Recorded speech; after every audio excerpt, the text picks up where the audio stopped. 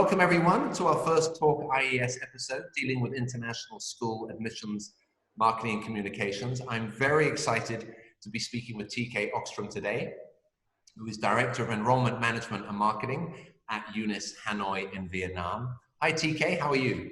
I'm doing great, Richard. How are you? I'm all right, thank you.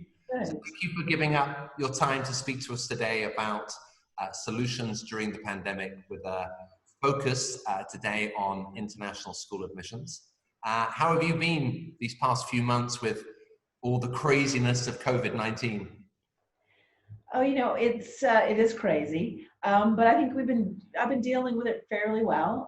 Summer break was not a summer break, but it was a good opportunity to continue to enroll new families and to support families who are not in country, work through some of their angst.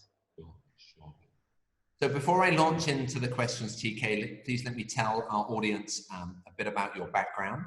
TK began her career in corporate industries, advancing the mission and helping these organizations understand customer service, including telling a story about their vision. Since leaving the corporate sector, TK has spent the past 16 years honing her skills in admissions and related fields in large non-profit schools in the US, China, Korea, and now Vietnam. She has also provided her expertise as a consultant in the areas of enrollment management and advancement for international schools throughout the world. TK first served as advancement consultant on the American School of Guatemala's Strategic Planning Committee before taking on the role as lead officer for the Advancement Office in 2016. And now she is in Hanoi. So without further ado, let's dive in. Firstly, TK, what were the two biggest challenges your school in Hanoi faced with enrollment numbers during the pandemic? The challenges really started when we did our lockdown, and we were actually one of the countries that locked down and went to distant learning earlier than most, which then actually hurt our enrollment for our second semester, and that we had families that were out of country that were predicted to enroll that couldn't get in the country when they locked the country down. And trying to make up that enrollment at first seemed like a huge challenge since we were at distant learning. And how do you go to your wait pool and your prospects and trying to get them to enroll into a school that they've never actually entered the campus or physically met teachers. We are very fortunate here at IES Hanoi, where we have a very healthy wait pool with families that have been waiting sometimes years to get into our program, because we are a school that values diversity, and we have caps on nationalities, 20 per grade level for nationalities. We have EAL caps like most schools do to make sure that we can educate those non-English speakers in an English-speaking educational institution. So we were very fortunate that we could reach out strategically based on grade levels where we had availability for those families to join, and we were able to make up some of that lost revenue and enrollment by having families virtually come to our program, both through orientation and classroom. And then we were also fortunate to overcome that obstacle when we were allowed to start school on campus the end of April. So they got to come on campus, we got to physically meet with the families, get their kids into classrooms, and have a nice end of the school year and a 4-week summer program that helped us with that. The second biggest challenge was at the same time we were opening up our enrollment for 2021. And part of the challenges, as most enrollment management professionals would know, is trying to assess these kids in a way that we could not bring them on campus. They couldn't participate in an SSAT or anything that would remotely resemble something that we were used to. So we quickly tried to put in place for our youngest ones in a lower elementary school, a play video scenario that we could evaluate these kids without bringing them on campus. In addition to that, we were able to put in place other types of virtual assessments um, that would lend us to understand their language, their academic abilities, etc. If we did not have a clear, standardized assessment from another school and or understanding of their English abilities.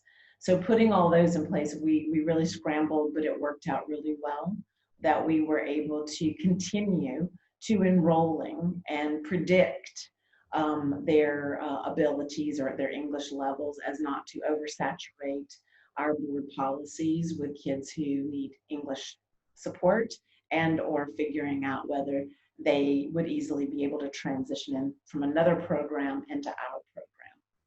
Yeah, I mean, there was definitely, just hearing you say, definitely an advantage for many schools in Asia that were able to have some of the children on campus last semester at the sort of the end, but some schools are opening for the first time. Yes, September absolutely. is definitely going to be a challenge. Let me ask you a little bit more, I mean, about managing and engaging with those new parents virtually, and what did you create to help showcase the school's learning and facilities? Well, I think what we were able to do, because it was a smaller cohort of families for the second semester, we were able to virtually give them their orientation, but it was more of a one-on-one opportunity where we were not trying to share that experience with multiple families. So it really created probably a better opportunity for them to ask individualized questions and for us to individualize their needs. When you're doing an orientation where there's multiple families in a situation on campus, you can't necessarily address everyone individually. So for that, we were grateful. Virtually also to support them, we had teachers in place and counselors in place to support them in addition to that orientation, making sure that they got to meet the teacher face to face on Zoom, and to have that warm welcome, that they would get a letter also continually supporting them from afar by having our parent volunteers reach out to them. We also have our cultural representatives for language that was reaching out to families, whether they were Vietnamese, Japanese, Korean, and supporting them from afar. So our, we call them SCO, but our PTA group was out there being an extension of admissions. And then they always knew that they could come to us if they were not sure where to go. In addition, we have a phenomenal communication team that was highlighting the stuff that was happening in the classrooms through our online magazine. Also, we were doing that on social media through Facebook, Instagram, etc. There were other opportunities for them to see the learning from different things that were taking place, such as musicals that were happening from children's own bedrooms, etc., that they could see that. And again, we were one of the fortunate ones that we could then align that to when they started and seeing that the learning that happened in distant learning, they were still learning. We brought them in, we could see that they advanced even in their English language opportunities, that they didn't degress, but they actually stayed the same or they advanced. Sorry about that. and that would be a, obviously that was a support for that our learning was still happening, whether it was virtual or on campus. Definitely a case of pooling all your manpower and resources, whatever you could get. So, so knowing what you know now, how would you have communicated differently to your parent community at the beginning of the pandemic? I would say what the parents valued the most was being able to see virtually the head of school Right. talk, the principals talk, and having those chats and those Q&A opportunities that didn't happen until later on because, of course, we all say we are ready for any type of emergency situation. However, when one happens, you scramble very quickly with your crisis communication team to put things in place. So a lot of our communication was being sent out in SMSs or in from principals, but no personal contact. Yeah. And until we got a handle on all of it, then we were able to bring families in. We did bring some parents in um, at a distance to meet with key people and counselors. But that I think what really happened with our parents, volunteers, what they were saying was to hear our head of school come into one of these meetings and hear her talk and having that personal connection that was so missing when everybody in all schools were scrambling to put something in place that was not predicted. Yeah, good. What were, all the technology and different platforms and everything that's out there these days, we've been overwhelmed with technology. What did you find was the best way to communicate with parents during the pandemic? Was there a particular, you said SMS. Platform. I think, yes. We continue because we already had a framework to communicate with our parents. And we found that not all principals were communicating the same way to families, and moving it away from the divisional level and putting it into a weekly communication piece that they were used to as families. We found that to be beneficial. The head of school at the beginning was communicating to not only our parent community, but our internal faculty community on a daily basis. However, the platform for virtual connection became Zoom, and we quickly had to get our parent community up and running on Zoom, and we were not a school that used it.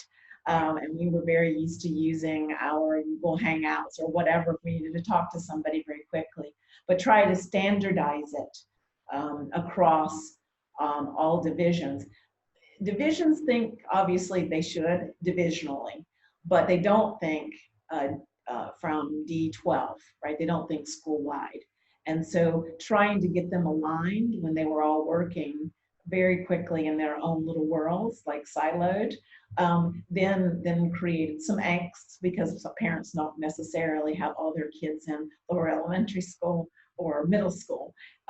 And they were getting communication differently from different principals. So once we got that aligned, I think that alleviated some of the problems that we had at the very beginning, and that we're trying to, as we are now in a situation, if those of you don't know, Vietnam has had an outbreak, and we've also had an outbreak here in Hanoi. So we're quickly trying to go back to those best practices to put things in place now as we move towards school starting.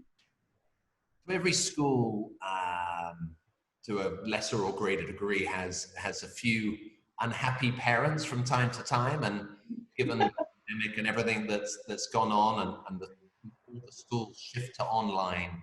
Right. How have you found it best to communicate your school's position and commitments to its students? Yes, I know everybody finds this to be an anomaly when it's not. We do always have parents that aren't happy along the way. I think there were various initiatives and strategies around that. We work very closely with our parent volunteers to keep their ear to the ground, not to be the one that's addressing them, but be the one that's our champions. We made sure that they were in the loop from the very beginning, to have the right story to tell families and to point them into our communication platform that we had. and to not spin things off, which can happen very quickly in these types of situations. Also, we addressed some unhappy families around payment of distant learning for our lower elementary that they felt wasn't of value. And that we quickly got our board chair and our head of school, along with our finance officer, together to figure out how could we work this out so it wasn't directed towards a particular group of families, but it was directed towards the whole parent community. And the way we did that was to create some end of the year credits financially. Also, the board quickly put together a financial aid opportunity that would support those families who were suffering the most to continue to have them enrolled. In addition to that, we are again were some of the fortunate schools to be able to have summer program that we offered for free. So that kind of eased some of the pains these unhappy families were having. Also, it helped our word of mouth out there in the community, which then helped us to continue to enroll families for next school year, or this coming school year. And, you know, it's always underestimated, I feel, just the importance of the role of an admissions team in schools today. And I've seen firsthand over the last 6 months schools that have communicated well and schools that haven't. And schools that have communicated well have obviously got much happier parents. So thank you so much, TK, for today. I think there's some really, really useful information for our international school admissions community around solutions during the pandemic. We wish you very well. You having a mini outbreak there again of COVID-19, which we wouldn't wish on anyone. So all power to your team to manage that difficult time now. So yes, thank you, Richard. Absolutely, and I wish you well as well. All right, thank you.